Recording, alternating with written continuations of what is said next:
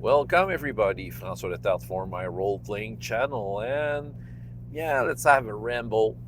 Another top role-playing game type of video. Yeah, I'd like to game drop a little bit. And yes, I did a top role-playing game into one of my latest video. Was it the last video?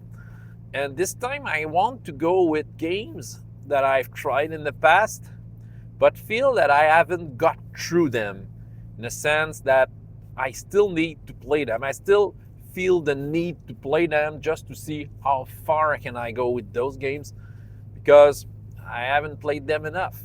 Often campaigns that I haven't got through or stuff like that. So some of the game I will mention here appeared into, well, did appear into my top role-playing games, some other not. So I will present to you maybe some other games. So I will have to think about my gaming collection just to be sure I'm not forgetting anything. So yeah, let's talk about them. I will begin with games that I have named into my top role-playing game. Okay, well, Advanced Fighting Fantasy. Okay, I still need to play this game. Like I've mentioned into the video I did, the last one, it's, well, I think if I want to get through this game, I need to play with people who really dig the fighting fantasy thing, okay? People who are really fans of fighting fantasy and can figure out why the game is made like that. That's what I need. I think I will be satisfied if I can get through some sort of a campaign with that kind of players. So I will be very picky with the people I will share this game. Yeah, because usually I'm pretty open about what players I can be with, but it will be easier with easy games. Okay, there are games that are easier to approach. Advanced Fighting Fantasy, I realize that this is not that kind of game. The game will please people who really understand what is behind fighting fantasy. So yeah, I still need to get through it and well, bring the player at least to try one of the campaigns. Let's say the Crown of King campaigns. Try to relive that. I know that the campaign book from Orion Games is not pretty well written, but I see it as a big sandbox with mention of what you have into the original Choose Your Own Adventure game books of the Sorcery series, but you can put the same introduction. You have to find the Crown of King. So that's pretty much where it would start, and let's throw the players into that. There are some cool campaigns. Although maybe I would be more inclined into, making my own adventures. I'll have to see, but I still have to try this game. Okay, I've played it a lot, but that's the need. I need to have the right players to try this one. Well, All for One Régime Diabolique. I'm still thirsty for this game, which is one of my top. All for One Régime Diabolique. Why I'm still thirsty about this game? It's because some of the last times I've tried it, I felt that I have kind of mastered the game and the way Ubiquity works, combined with my love of the 17th century in France. So I felt that I have actually reached that point. And I would be ready to be the game master for a game like that, just to get back to how the game mechanic works and all of that stuff, and try to at last try it with knowledge of how it works. No, trying to flow. And I think that's the thing. I think I need to flow through that game because this is my favorite setting. I really love the game system. Now I need to flow and never almost reached the point where I could flow with the last couple of times I've read it. I've been fortunate enough to, the last adventure, for example, I ran with my usual crew for that.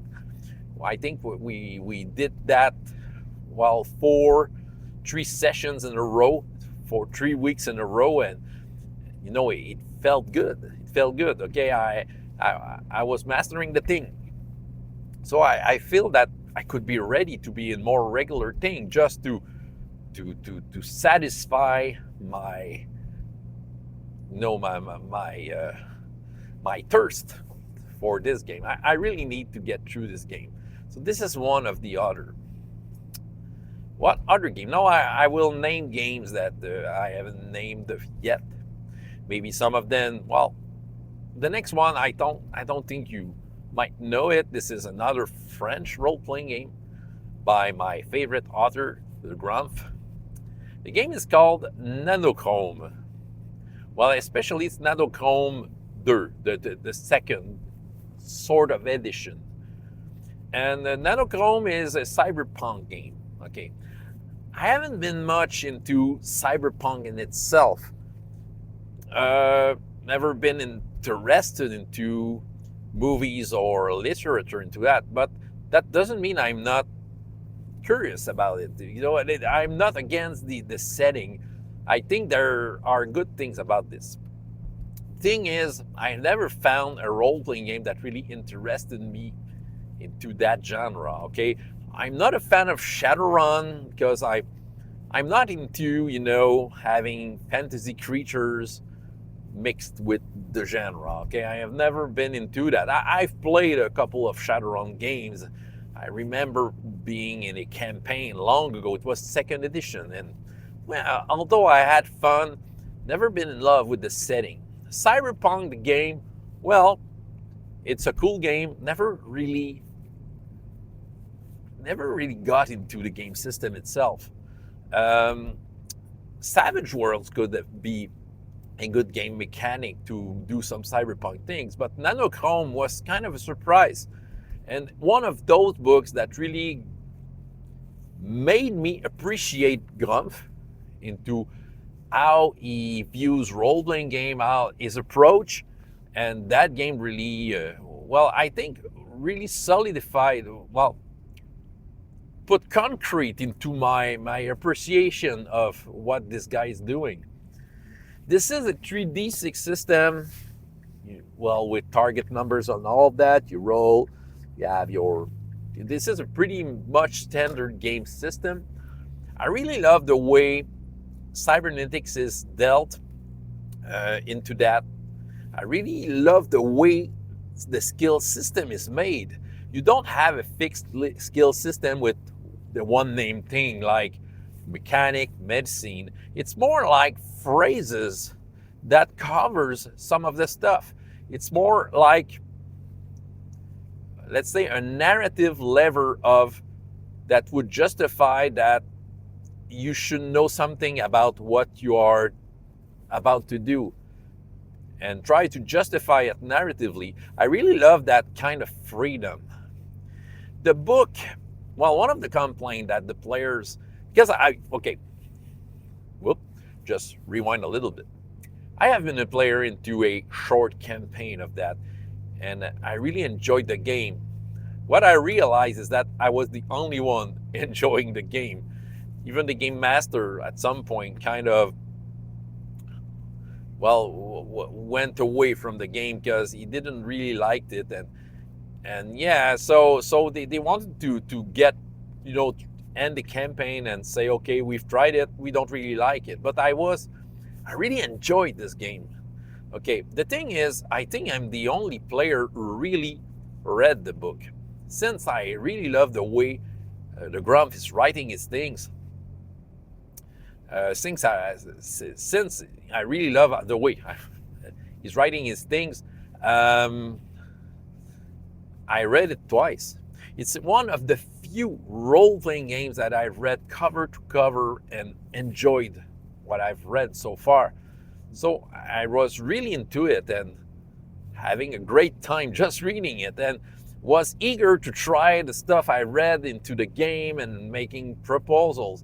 And yeah, okay, the book itself, I do agree that the book itself is weirdly made. Okay, this is an indie game, and maybe it feels like indie publishing. Okay, so it might be a little messed up, but since I've read the book from cover to cover, I was able to figure out where to find the informations. And what else can I say? Um, this is a pretty much generic cyberpunk game. That's a cool thing about this, because you have rules, optional rules for magic if you want that. You have optional rules if you want to have elves and orcs like Shadowrun. You can pretty much emulate any cyberpunk setting that you want. I think that's one of the things that I really love, because since I'm not much into cyberpunk, um, I would enjoy taking the genre to my own taste with a toolbox like that. You have basically all you need, the cybernetic part and the kind of tone of that genre. Well, yeah, so this is the game that makes me want to go into cyberpunk. Yeah, so I would enjoy doing that. And I'm still thirsty for this game, since I figured out that I really loved that. I wanted more, and the campaign kind of cut off. But I feel that I could enjoy that as a game master. I feel that I could rock this game a lot. All right, next, let's try to see what are other games into my collection. Well, this might be strange. Dungeons and Dragons 3rd edition. This is pretty much, as of the making of this video, the only game with the D&D name on it that I would try.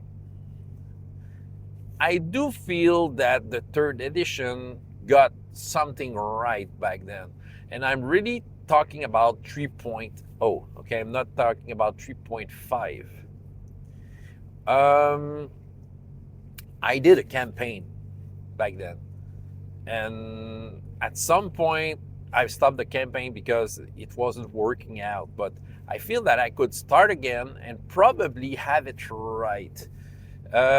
What do I think is that the D20 system is so popular. Okay, it has been taken for many games. The thing I like about 3.0, it was a new thing, and things were not necessarily balanced or all of that, but you have so much freedom and creativity. You can create your feats. It felt like a big experiment given to the world. Okay, and I feel that I still might got through that experiment. Of all the games I have named so far, this is the least probable that I will do again, because this is quite a crunch game, and while I have my D&T type game that satisfies me a lot when I'm talking about Chroniques Oubliées, but at the same time, I remember when we finished playing 3.0, I felt that, well, like I said, I would be ready to do that again, but it just never occurred, and that's okay like that. But that's one of the reasons I'm keeping the game, in my collection. I love to watch it once again. I know that it's probably one of the least appreciated edition, okay, of all of the series, but 3.0 was something.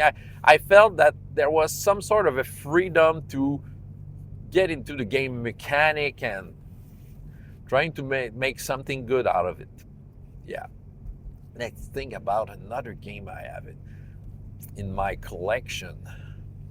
Well, there's that one game system that um, might be interesting to revisit. I'm a little thirsty about this, but it wouldn't be necessarily for a campaign. This is the Cortex game system. Game system that was the first introduction of that game system was a long time ago. There was that role-playing game called Sovereign Stone, fantasy role-playing game with a setting that was made by the same who did Dragonlance. Their name kind of evade me. It's kind of Margaret Weiss and Tracy Hickman, yeah. And the game system was developed by Jamie Chambers, which is a game designer that his name appear once in a while. And it hasn't that game system is quite interesting. Okay, the way the skill system is lets you have some freedom on how to use it. You know, you roll an attribute die. Okay, your basic attribute is a dice. Okay, you know, you have a D4, D6, D8, and the skills are working the same. So you decide what skill you roll with what attribute. You roll that target number. Try to figure that.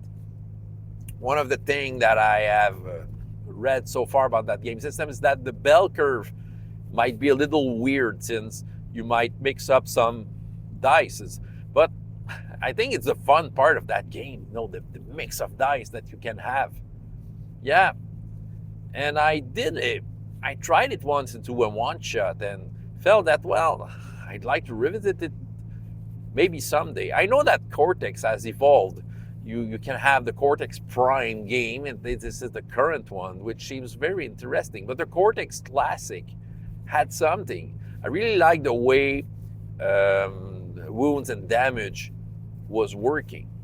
My problem with Cortex, I wouldn't know in what setting I would use it.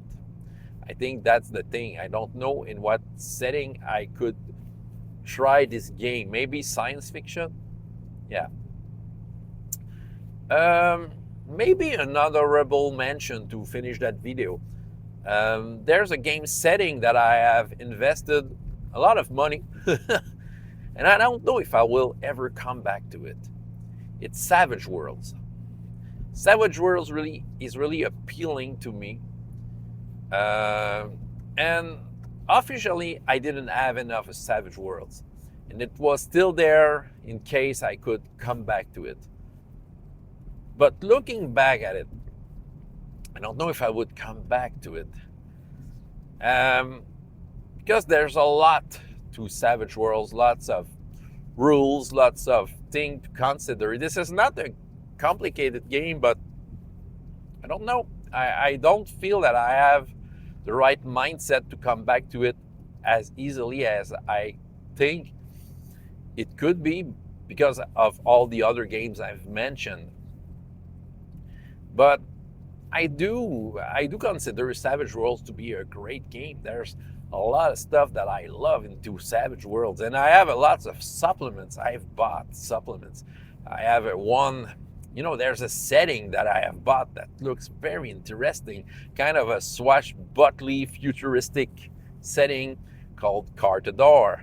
And I have this book about some sort of a Walking Dead setting, and I have some supplements that I have bought. I'm still keeping it. It might be a game where I didn't have enough, but I don't know. At some point with my regular gaming group I used to have, we were trying a lot of Savage Worlds. I was very excited with how the system was working, but I don't know. I have a mixed feeling about this one. I don't know. For so far, I will keep my books, but I don't know. I really love the system, but there's something about it. I think it's just like I said. It's about getting back to it. Feels like some sort of an effort I'm not ready to give. While all the others I have named, I would be more motivated to get back to it. Probably they're more easy. that I have more experiences with them. Uh, yeah, it's probably that. Yeah, that was a pretty long ramble. Maybe there are some other games that I have never mentioned, but these are the ones that coming out of my head. The game I'm more thirsty about, if I take the top game, I think it would be Nanochrome. Just because I haven't done so much Cyberpunk that much enough, but at the same time, that game's really made me want to make some. So this would be a game where I could go into some places I'm not used to and feel that I could have a good experience about this. So this was a long ramble. Hope you enjoyed it. So yeah, François Letarte for my role-playing channel, and up to next time. I hope you have as much fun in your life as in your games. Goodbye.